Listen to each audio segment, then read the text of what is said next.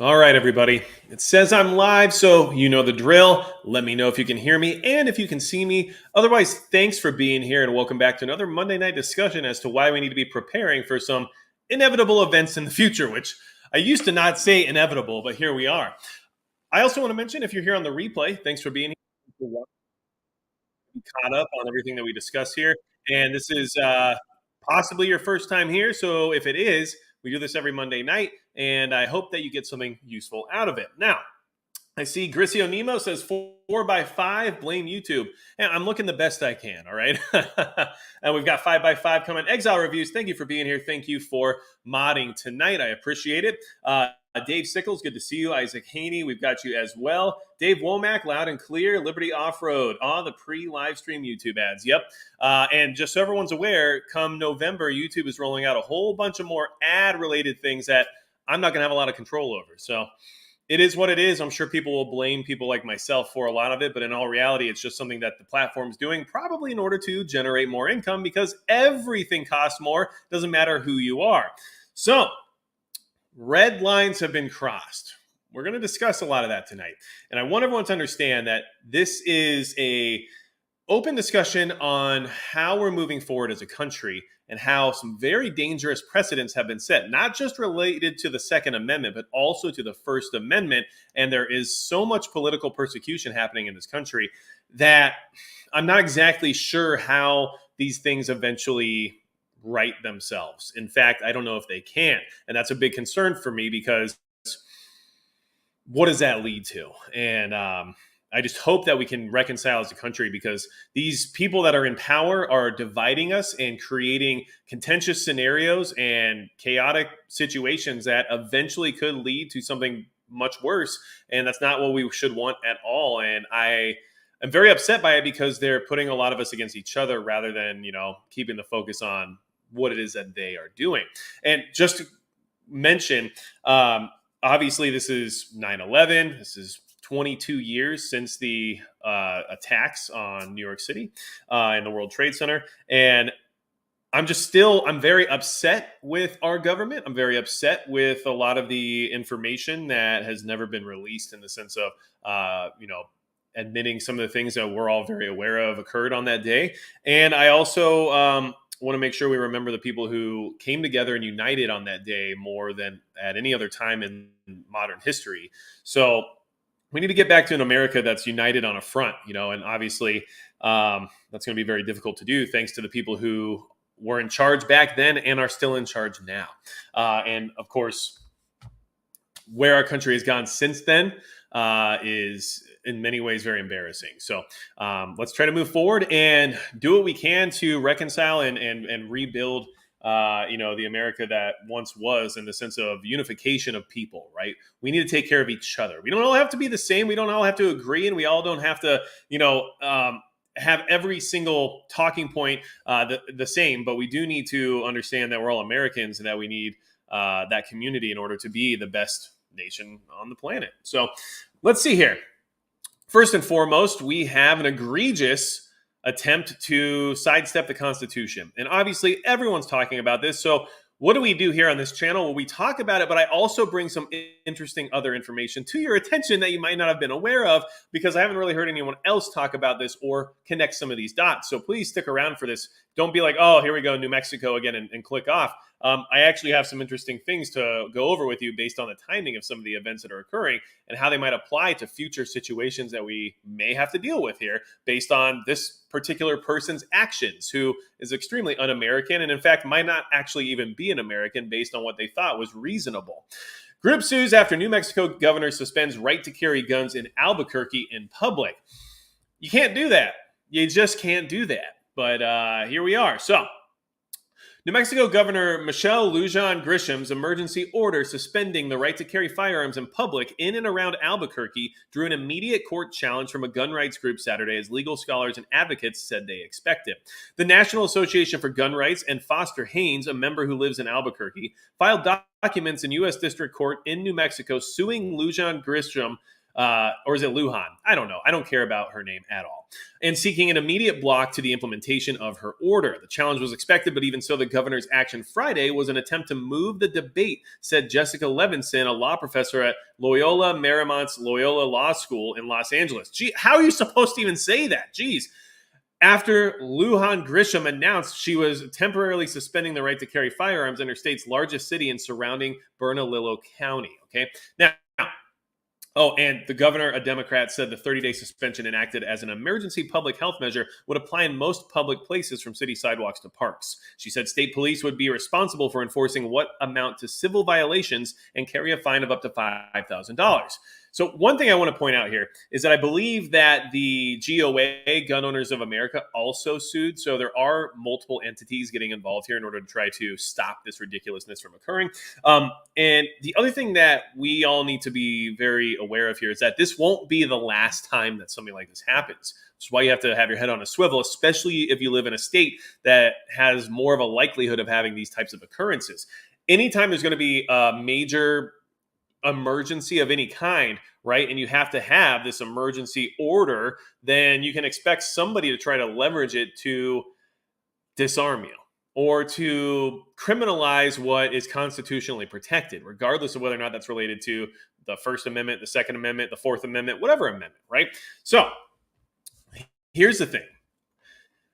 There's more to this that I found very interesting, and I think everyone here should be highly aware of this.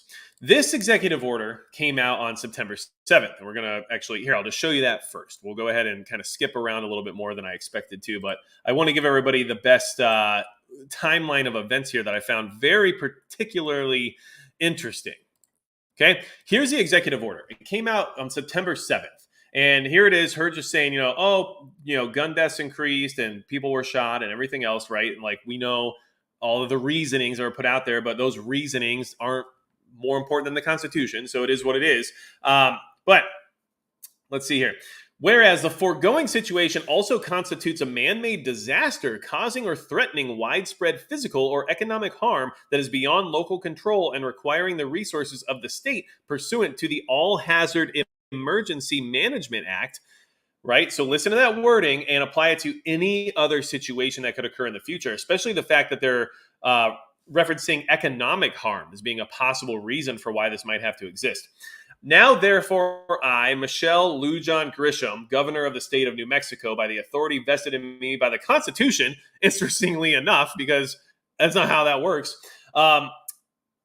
Sorry, I'm just a little bit perturbed, if you can't tell. And laws of the state of New Mexico do hereby declare that a state of public emergency exists throughout the state due to gun violence and order and direct as follows, right? So this came out on the 7th, and this is where they go through all the funding and everything else related to it. And then all mayors, sheriffs, and members of governing bodies of municipalities or counties are encouraged to request, if necessary, an emergency proclamation and implementation of temporary additional restrictions to address this public health emergency pursuant to the Riot Control Act. So this thing is all over the place, and they're offering resources in order to enforce it. Understand that this might not be well met in New Mexico, but it might be well met in other jurisdictions regarding state police, county sheriff's departments, and anyone else who's able to actually gain some of these funds. So, or members of governing bodies, right? So keep that in mind. But this came out on the 7th. And we're going to go over the actual emergency health order, or the public health order, which is where all the information surrounding the banning of concealed carry and open carry in Albuquerque is, because that's also interesting to kind of see how they word that. But here's what I found very interesting. Keep this in mind. September 7th, the executive order came out. Okay? Now, understand that this is all under a health crisis. This is all under a public health emergency order. Okay? This story was published September 6th, the day before this executive order. Letter says New Mexico's emergency department director to resign and New Mexico National Guard to move in. The secretary for the state's emergency management department told staff this week that he is resigning and that the general for the New Mexico National Guard will soon oversee the department, according to a letter written by the outgoing secretary and obtained by Source New Mexico. First off, I wonder why this individual decided to resign, because it's possible they might have been some sort of constitutionalist and decided they didn't want to, I don't know, work with somebody who was quite the opposite. Governor Michelle Lujan Grisham appointed David Dye as Secretary of the State's Department of Homeland Security and Emergency Management on May 16th, 2022, when wildfires were burning throughout the state. He was previously at the Emergency Management Office for Santa Fe County. Dye, in his resignation letter, praised the staff for their work managing multiple disasters over the last year or so. Particularly in the last 16 months, the DHSEM team has really come together and solved very complicated and serious problems. In the near term, General Miguel Aguilar, the leader of the New Mexico National Guard, will begin his transition to oversee Department of Homeland Security Emergency Management as well, and I expect you will all welcome him as well, or better than you welcomed me. Aguilar is the right person for his job, and she has full confidence in his ability to lead, said the governor. My direction to General Aguilar is clear. DHSEM needs to be focused squarely on assisting New Mexicans affected by emergencies. She said the disaster agency needs to ensure that the state resources are getting out as quickly as possible to victims of the state's largest recorded wildfire, the Hermit's Peak Calf Canyon fire that was started by the U.S. Forest Service last year. So, understand that the day after this guy's resignation letter is reported on, we have this executive order regarding a public health emergency. We also have the fact that the National Guard is taking over the department that would manage emergencies within New Mexico. And it makes you wonder if militarizing the Department of Homeland Security and Emergency Management was part of the equation when trying to enforce a gun ban on the population, due to the fact that they knew this backlash was very possible and could easily turn into a chaotic, kinetic situation.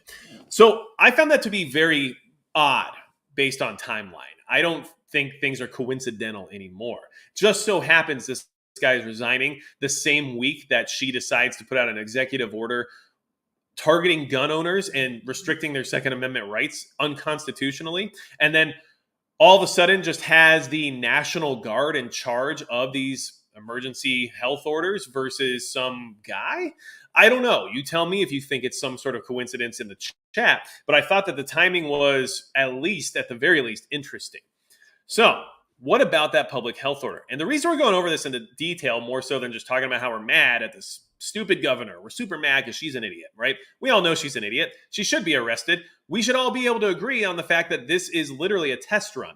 This is a test run to find out how people will react, how many people will comply, what people will do in reaction to the scenario, and if anyone will actually prosecute a sitting governor based on unconstitutional actions that could actually be perceived as felonious. So are any of those things going to happen? We're all watching a giant experiment right now. That's honestly what I believe this is. And currently, I think there are some great people in Albuquerque who are rallying and protesting and open carrying in defiance of this order, which is totally understandable. And I agree with it because of the fact that they're just saying, no, I have constitutional rights and I'm not dealing with this. But the other side of it is all the data that's being extracted from this experiment and then how it will be applied in the future. So we also, just because I didn't touch on this directly, but we also know that the district attorney of the county where she was trying to enforce this said that he would not be enforcing this. I believe the sheriff decided they were not enforcing that either.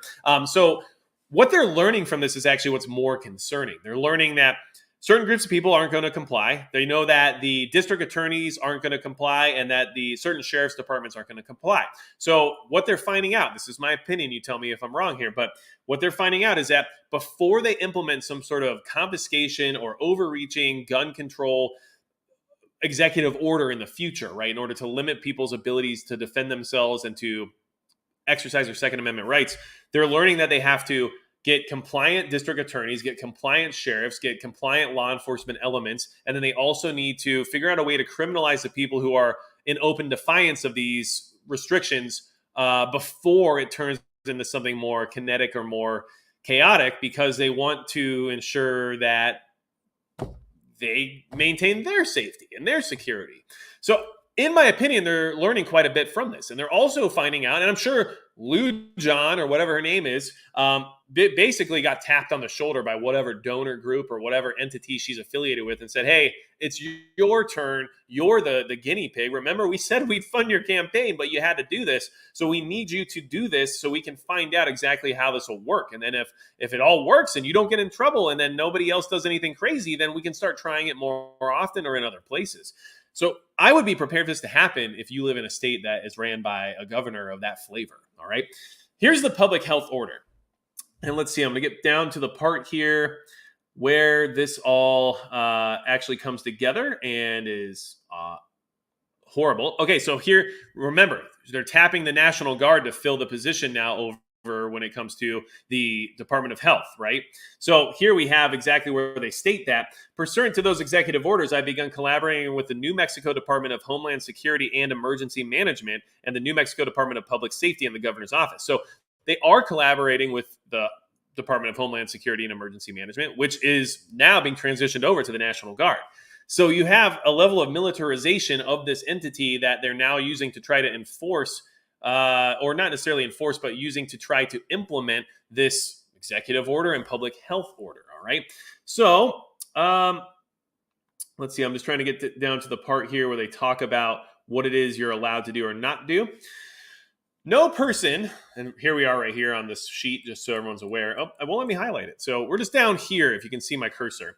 No person other than a law enforcement officer or licensed security officer shall possess a firearm as defined in NMSA 1978, section 30-7-4, 1, or point 1, sorry, either openly or concealed within cities or counties averaging 1,000 or more violent crimes per 100,000 residents per year since 2021, according to the Federal Bureau of Investigation's Uniform Crime Reporting Program, and more than 90 firearm-related emergency department visits per 100,000 residents from July 2022 to June 2023, according to the New Mexico Department of Public Health. Except, and then they say everything that's already like obvious, like, oh, if you're on private property, oh, if you're here, if you're there, whatever, or if you're in a gun store, whatever, right? So basically, they just put a bunch of random stats and said, "Hey, if your area qualifies for this stat that we threw out there as being indicative of a public health emergency, then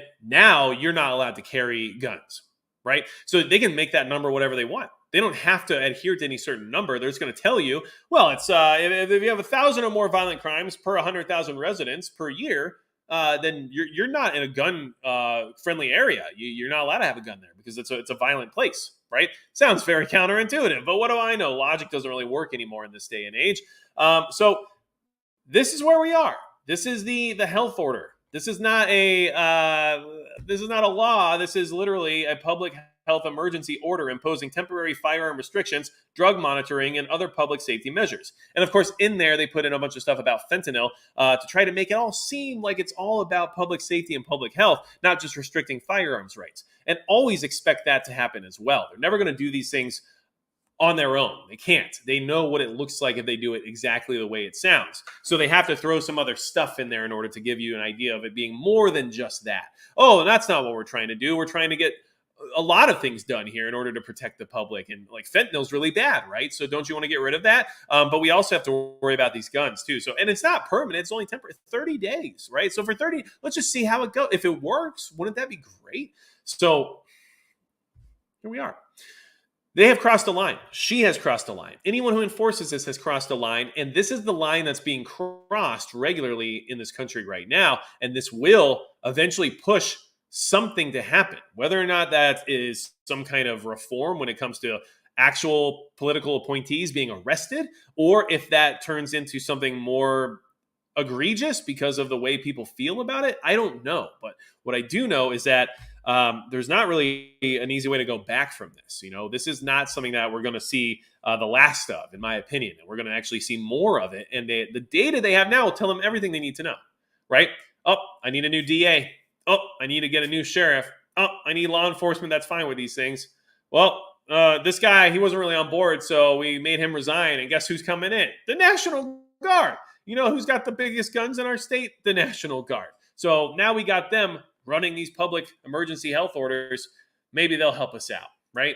So And I didn't really hear anyone else talking about that. Maybe someone else was, so that's good. I'm glad the word's getting out there. But I try to bring more to the conversation than just the face level anger of like, yeah, she's awful, right? Like, yeah, we know that. Very obvious. Don't have to say that too much, right? But not a lot of people are talking about this sudden replacement of the person who's in charge of running these public emergencies. And not a lot of people talk about the fact that this National Guard entity was taking over for that role, and some of the facts that were within the executive order as well as in the public health emergency. A lot of it was more just about the fact that it was happening and that it was wrong. So I thought we should probably know a little bit more about it and use it to strategize in the future. Now we know what they're going to look for, how they're going to approach it. We should watch out for, let's say you live in an area that's generally pretty friendly to firearms and things of that nature.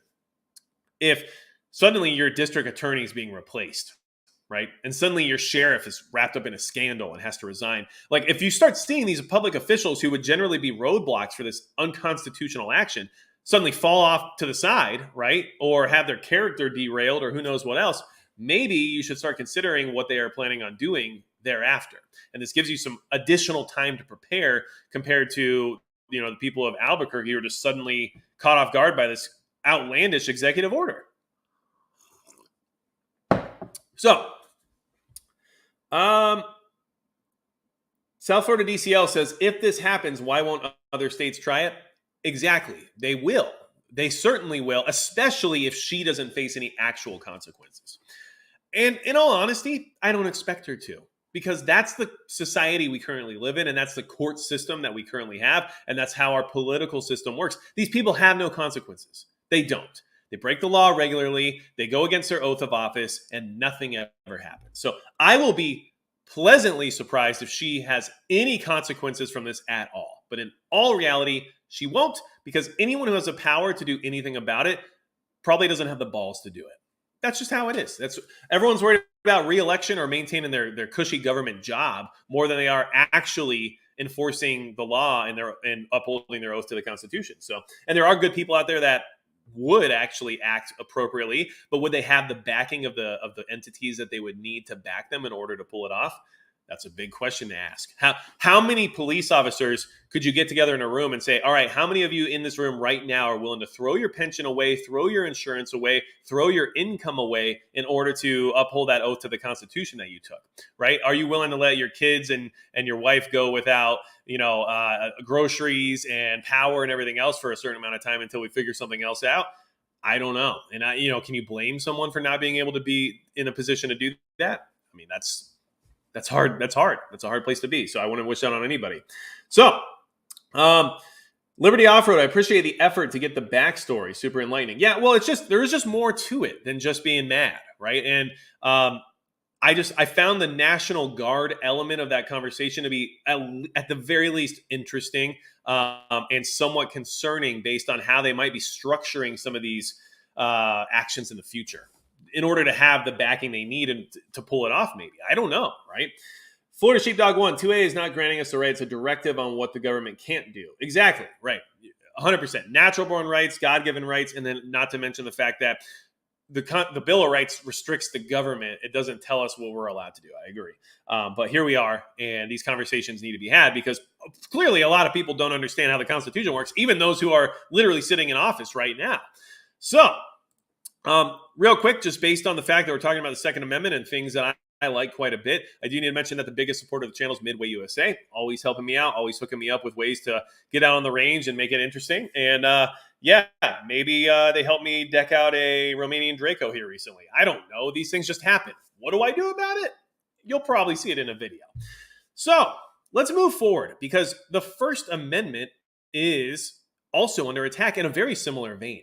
And I'm not like an apologist. I am not someone who is after these people. I'm not someone who's angry or anything related to a lot of this. I'm a spectator who has very strong opinions about what's happening. But if I can literally look at something at face value and know it's inherently wrong and unconstitutional, anyone else should be able to do that too. And the fact that it's being allowed to continue here in this country is very concerning. So what am I talking about? Well, we like the First Amendment.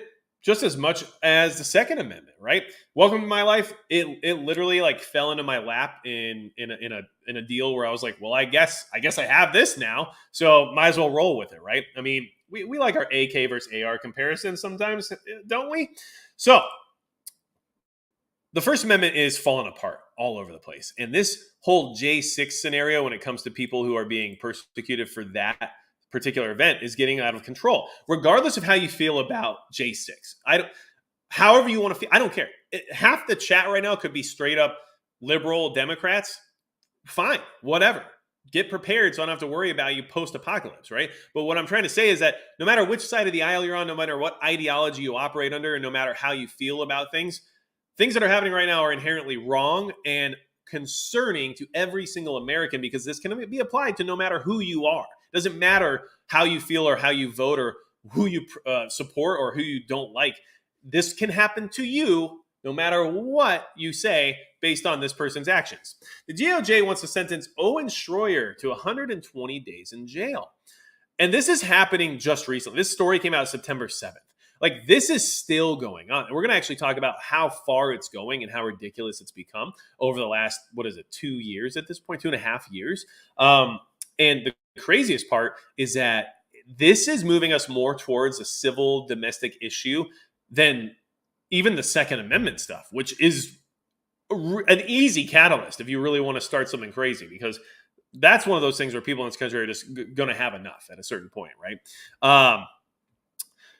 Florida sheepdog, we allowed red flag laws. Exactly. And people don't even realize, like, even conservative or more conservative leaning states like Florida have like super aggressive red flag laws. So yeah, that's a big issue too. Don't get me wrong. I'm not a big fan of those at all. I'm glad Tennessee did the right thing in their special session, but that's the special session shouldn't have happened to begin with. So it's already in the works, regardless of whether or not it worked this time. Just like in New Mexico, it could probably work again next time, right?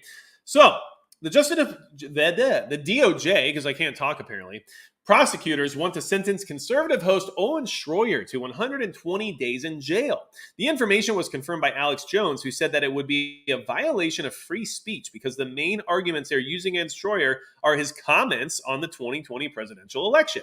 In the months prior to January 6th, Schroyer spread election disinformation paired with violent rhetoric to hundreds of thousands, if not millions of viewers, says the document from the DOJ.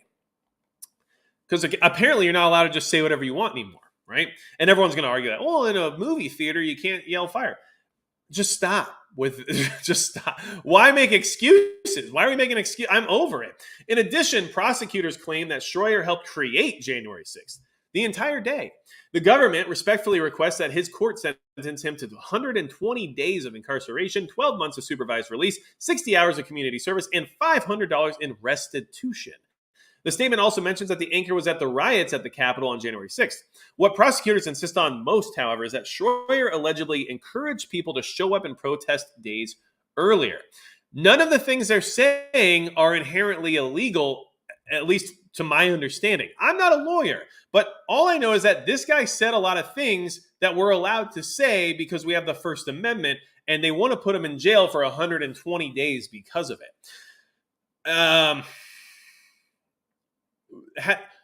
Oh, and by the way, 2 months after this actually happened, this is becoming a lot. I don't care how you feel about the event itself. This is all becoming too much. This is a little too much, right? They don't just want to censor you, folks. They want to put you in prison. Forgive them, Father. They know not what they do. They're asking for prison time for a man that did nothing and was there with me trying to stop people going to the Capitol because he still says he thinks the election was stolen. Well, that's his right, Jones said. So, and that is a big talking point within this whole situation, is that they're saying that he still believes that that was the case. So therefore, he needs to go to jail. And I don't think that's a very safe path for us to be taking as a country whose foundations are built on the concept of free speech, because without it, you cannot argue with your political opponents. You cannot express your opinion. You cannot put your voice out there based on how you feel things should be operating in your country, in your state, in your town. It's over. It's over. It's been over. But like, this is evidence that it's very over. And just to give you guys something to kind of chew on a little bit here when it comes to that whole scenario, I wanted just to kind of see what's been going on. Why is this coming up right now? Like, why are we talking about this now? Like 32 months later, we're still doing this? Like, isn't this kind of crazy? I guess not. So, first off, I searched how many January 6th protesters have been arrested, and nothing really came up because I'm using Google. Obviously, there are other options, but I wanted to see what the main search engine would put up for me, right? So I changed the word to rioters, and luckily we got all the information I was looking for. What information is that? Well, I set this filter to past week and just said how many January 6th rioters have been arrested. I was just curious, right? In the past week, we have 2 days ago, Indiana man arrested. 2 days ago, Covington man arrested. 1 day ago, Gas Hat arrested. 3 days ago, 2 Illinois men arrested. 3 days ago, Auburn man sentenced to 6.5 years in prison. 4 days ago, Ohio man sentenced. 1 day ago, activist son convicted, invading Senate floor. 5 days ago, here are the longest sentences. 1 day ago, 4 days ago, Kentucky man pleads guilty to assaulting law enforcement. It just keeps going, and it's all 1 day, 2 days, 3 days. 4 days ago, Metro Atlanta woman latest arrested. It's crazy. It's actually crazy. Zip tie guy get prison terms 3 days ago, 3 days ago, 2 days ago, 5 days ago, Texas man arrested. You see what I'm saying? This hasn't ended. This is not like over. They're not done with it yet. They're still making their examples. I wasn't there, and I have a video out about it from when it happened, right? And it was before it happened. And my express opinion on the situation was don't go, because it felt like a trap, and it was a bad idea because something was likely to happen one way or the other. And it was probably, as a prepper, as someone who wants to survive things, you usually don't go to the fire, right? So that was my suggestion. Now, a lot of people didn't even watch the video, and they're like, this guy's trying to do crazy stuff talking about that. And I'm like, hold on a second, you didn't watch the video. But regardless, this is still happening. We're still being sought after. Oh, you don't think it's still happening? Well, let's go to the FBI's website right now. This is all about freedom of speech, by the way. Just throwing that out there, okay? I'm not like we're still on the First Amendment here. This is the most wanted page from the FBI. I mean, did you know this? Did you know that the on the most wanted page, in order, it's 10 most wanted fugitives, and then capital violence is number 3, followed by terrorism, then kidnappings and missing persons, then parental kidnappings. So capital violence is higher on this most wanted list, at least on their website, than terrorism and kidnappings. I just want you to be aware of that. This Justice Department is unhinged, is maybe the nicest way I can put it. They are not going to stop with this. They are going to try to make an example of every single one of these people they possibly can. The FBI is seeking the public's assistance in identifying individuals who made unlawful entry into the U.S. Capitol building and committed various other alleged criminal violations, such as destruction of property, assaulting law enforcement personnel, targeting members of the media for assault, and other unlawful conduct on January 6, 2021 in Washington, D.C. We've deployed our full investigative resources and are working closely with our federal, state, and local partners to aggressively pursue those involved in these criminal activities. If you have witnessed unlawful violent action or have any information about the cases below, we urge you to contact us. These people are wanted by the FBI. Like, this isn't just like a arrest warrant that shows up when you get pulled over. They're on the FBI's wanted list. Okay? Before you get to the section on terrorism. And these people, I'm pretty sure, have literally done atrocious acts of violence. But we know where the priorities are, thank God, right? So how does this go? What trajectory are we on as a country? And as today is 9/11, it really bothers me that this is where we've gone, right? Like, this is what the product of the last 22 years has like led us here, to where the people who are at J6 are more of a priority now than the people who committed acts like 9/11, right? or at least in that same ideology and vein of terrorism. So, how does this go? So, we're going to do something tonight that I don't do very often, but I stumbled upon a really interesting video. And this video was put out by a channel called Retrospectator. They have 720 subscribers. Okay. But it's a video called Two Paths to Civil War. And I found it pretty interesting, considering that it was um, let's just call it a smaller channel putting out a relatively high quality content with some very interesting concepts embedded within. So I'm going to share that here in the chat right now because I think it's worth watching. Two Paths to Civil War. It was well detailed. It had a lot of good information. And I also think that there is a bias there. So before you jump on it, make sure you're aware of the fact that there is a bias within the video, and that they're definitely coming from the perspective of a conservative, right? So there's quite a bit of bias, like against the liberal ideology and the concept, based on the fact that they're interpreting a lot of what's happening around this country to be authoritarianism from the left that's kind of pushing things in a certain direction, right? But regardless of how you feel or what type of ideology you operate with, this is good information just in the sense of how this might actually play out. And it was laid out relatively well and in a very concise way. So I just kind of wanted to share that with everybody because it's not every day that here, I'll go ahead and subscribe. I didn't realize that I hadn't yet. And if you aren't subscribed here, maybe you should do that too. But I don't mind sharing channels or videos that I find to be relative to our current scenario. And I thought that the information there would give everybody something to consider that they might not have thought about in the sense of how it could actually unfold here in this country. And with the things that are happening regarding the Second Amendment and the First Amendment, the chances of that happening are becoming higher and higher, which is extremely concerning to me because that's not what any of us want to have happen.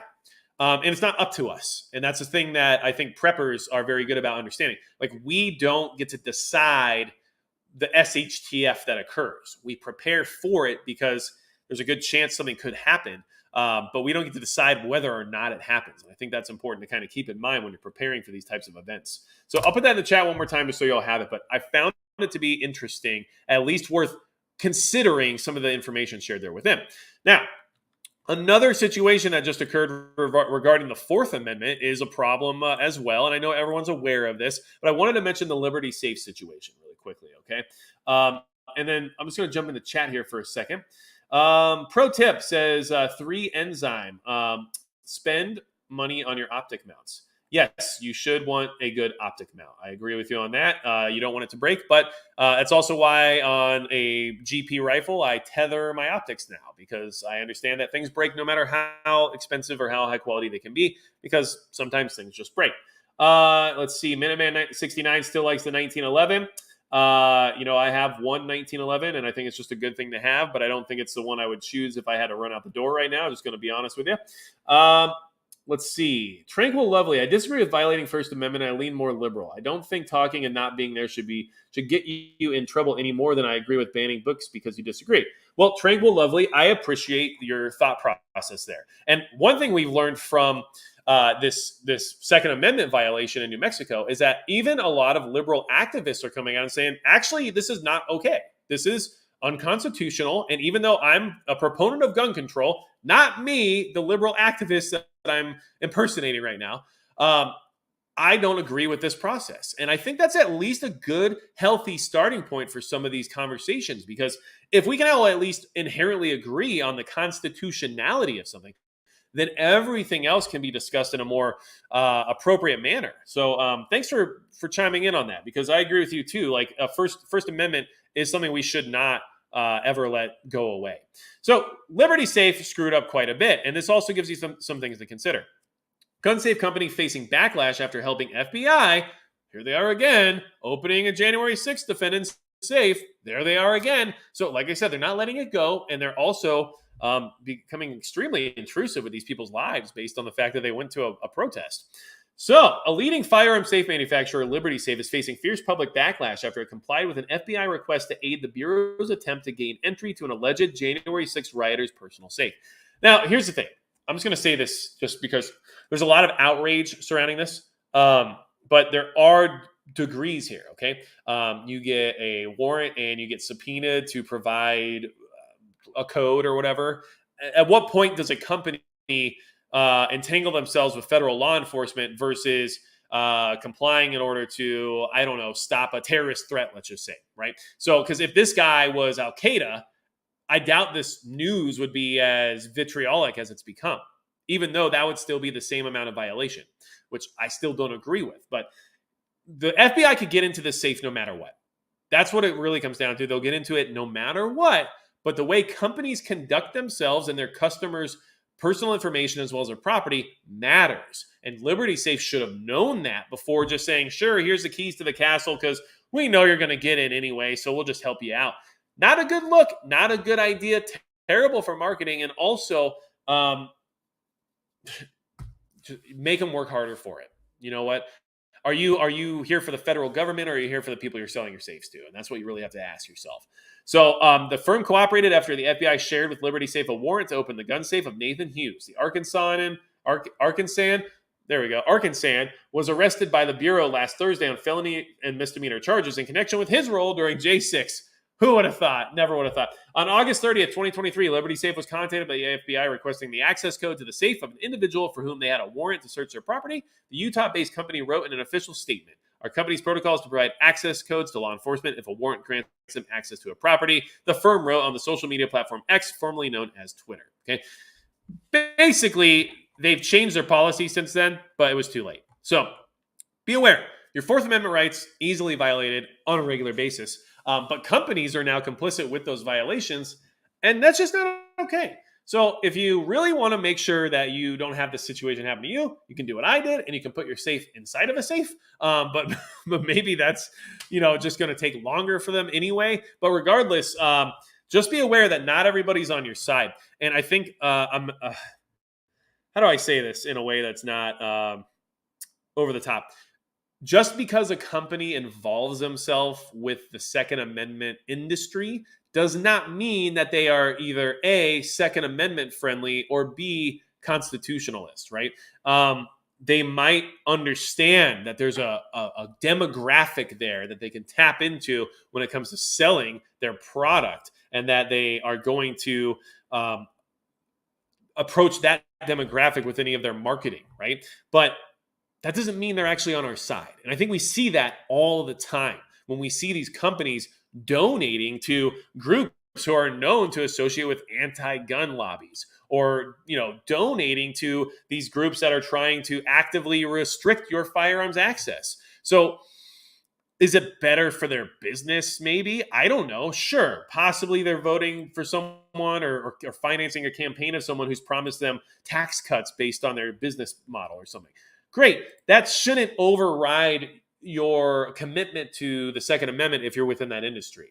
And although I'm not here to blast anybody or name names, there are plenty of people in our community that do not have those values. And so you should be very aware of that. And you know what? I'm not going to say names, but hey, chat, go at it. If you know of anyone and you don't like what they do regarding that, put them in the chat. I'm good with it. I'm just not here to do that, but you guys can say whatever you want. First Amendment, right? We're here on this channel.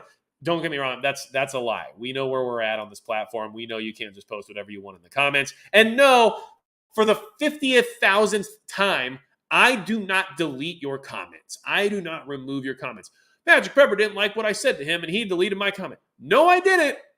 It automatically gets removed, and sometimes I can't even see the ones that are held for review. They literally disappear. So it's not me. So don't get mad. If you haven't noticed, I'm sure some of you are maybe some of the trolls that like to hang out. I actually don't mind throwing it around sometimes because I'm like, oh, we got a guy with a big mouth here. Huh? Well, I have a very big mouth as well. We can have a good time. And I like to get into it once in a while because it's part of my background, right? But at the same time, if your comment's not there, it's not because I deleted it. I would delete it if it was egregiously offensive because I don't have to deal with that.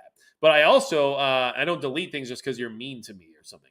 So stop that. Stop assuming that, please.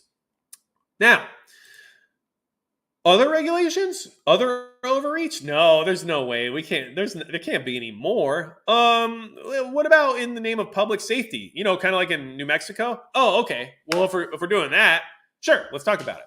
Annual reporting of explosive material storage facilities to the local fire authority. This is a rule that the ATF is proposing that they want everyone to comply with. I wonder why.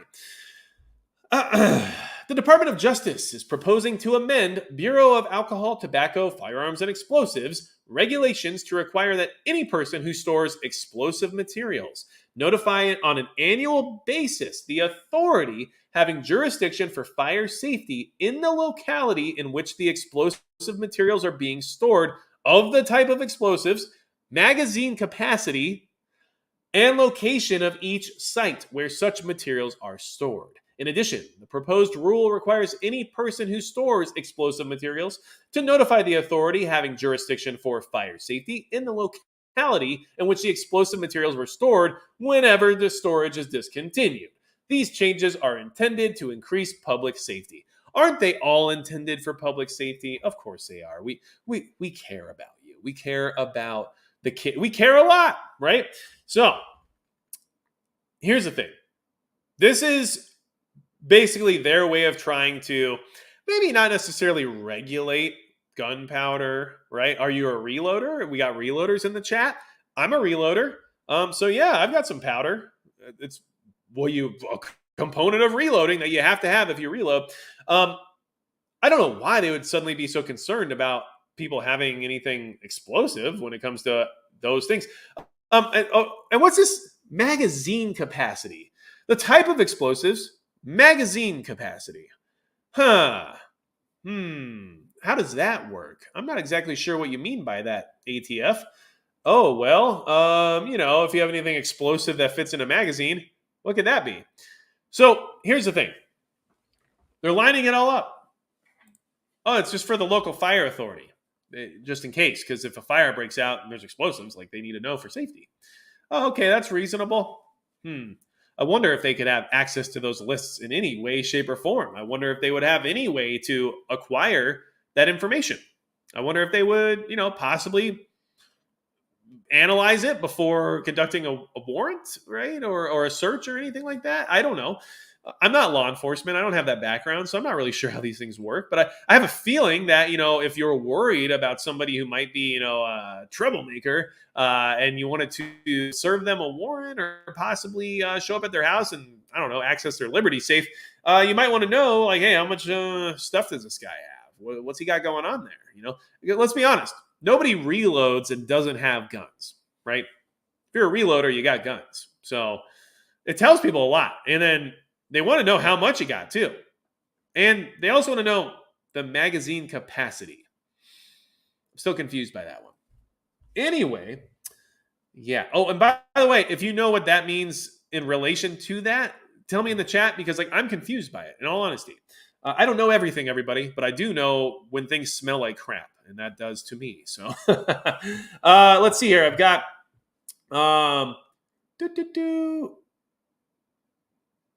Welcome to My Life says magazine refers to the storage facility for gunpowder and explosives. Okay.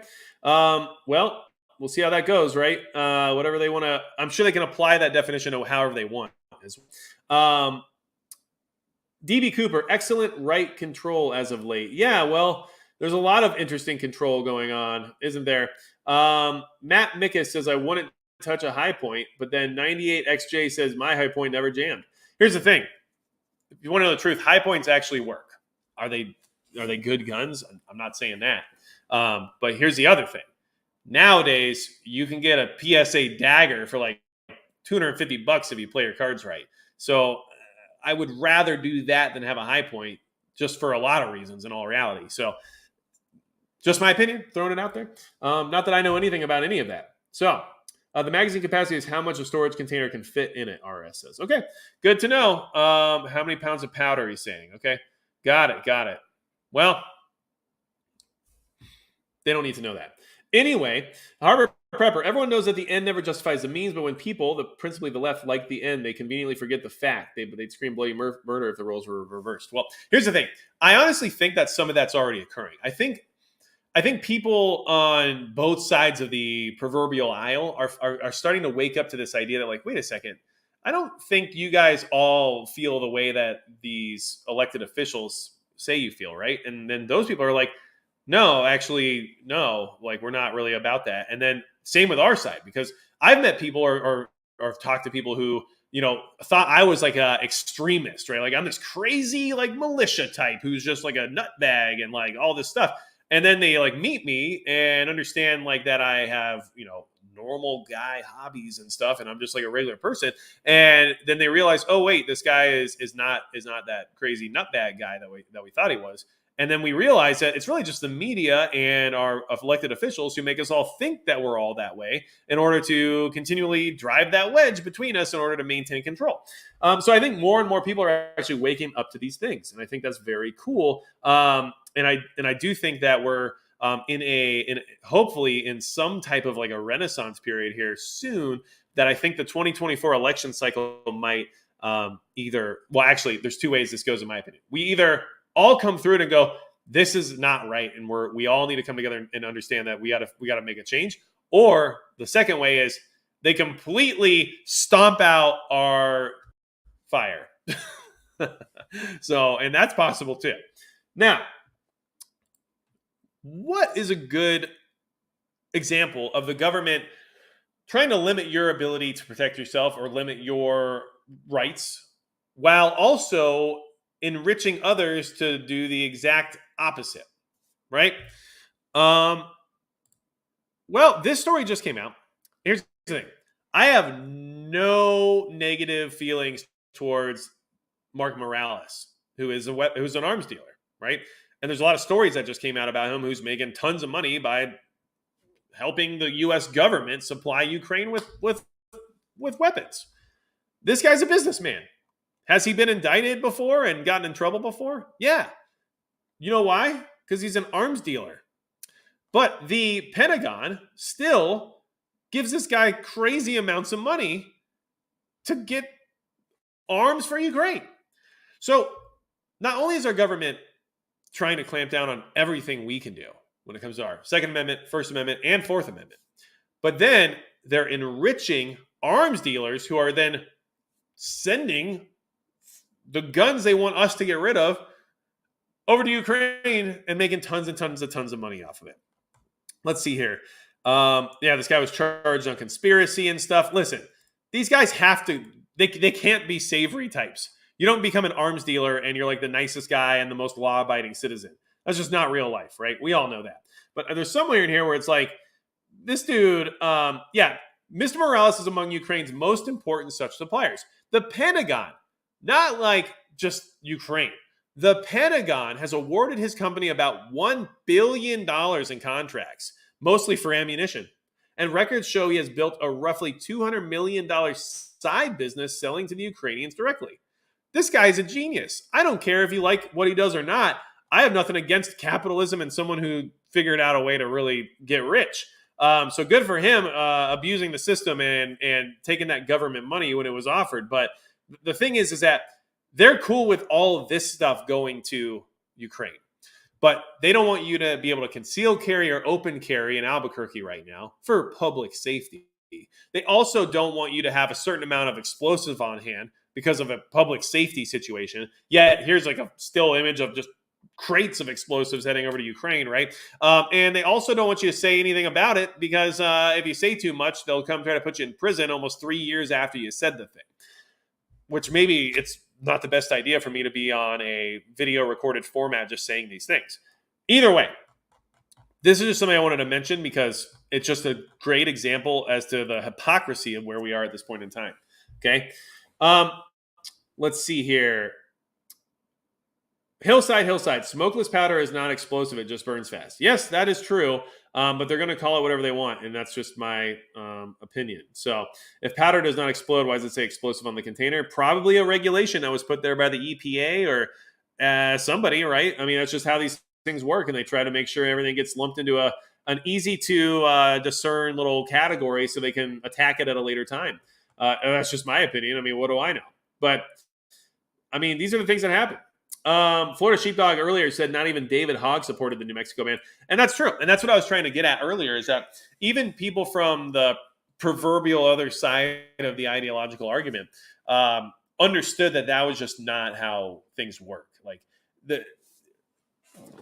even the most staunch gun control proponents are trying to do things through the legislative process because they know that's the only way it actually, whereas anything else will be illegal, which will then make it not only not work, but also be harder for anyone to digest further action in the future and will actually reveal their true hand or their true strategy to those who think that they're just trying to do something at a minimal level and in fact are actually trying to do exactly what they're not supposed to say out loud, which is get rid of all guns no matter what. So here we are. Andy on Guam, you got to wipe me down sometimes. And if you guys know that, if you know what I just referenced, then good for you. But Jesus Christ is alive says you are the resistance, and that is exactly how we have to look at it.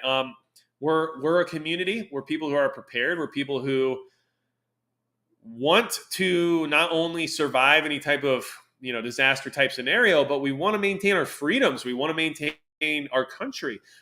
I want to have my children grow up in a country that is reminiscent of the United States of America. And I want them to be safe, and I want them to have a quality of life that's better than mine. So in my opinion, that would mean that they should be able to, go shopping without being afraid of a flash mob robbing the store they're in, or be able to, go drive downtown and get a meal at a nice restaurant without worrying about getting carjacked on their way back to their vehicle, or be able to go to college without being assaulted. Like our country is unsafe at this point in our major metropolitan areas, and it's spreading further and further into the suburban areas, and then eventually into the rural areas, because that's just how it works. Guys, I don't know why my internet is being so weird and why we're getting lag, because I'm hardwired. Like I'm not even on Wi-Fi or anything, but then my system is acting as if I am. So maybe we said too much tonight. I don't know. Either way, I guess that's our sign to call it a night. But I appreciate all of you. If you all want to be part of the members only hangout tonight, it starts at 10 after this live stream. It's open to all Subscribe Star members, and it is also open to YouTube channel members. So if you want to be a YouTube channel member, you just hit the join button down below and you can join up and then jump into that live stream right after this. Or if you want to join Subscribe Star, it's $5 a month. I put some videos up on there. I also do a preparedness every month where I give away some cool gear, and Midway USA actually just shipped me a giant box of legit like range gear and stuff. So I'll be sending out some of that over the next couple of months. But otherwise, if you don't want to do either of those things, if you don't mind liking the video or subscribing or any of those things, that helps too. Because I have a feeling that my connection issues aren't related to my connection, considering I'm hardwired into a very fast modem. So do what you can to help me get the word out. And don't forget to check out that YouTube video that I posted earlier, just because I think that it would be good to listen to that perspective. Even if you don't agree with it, it's still good to kind of hear opinions and concepts surrounding that possibility that you might not have thought of before. So I like to expand my thought process. No, Yardbirds, I'm not giving away anything like that. So a good try. I appreciate you, for reaching it out there, But besides that, it's going to be it for Magic Prepper.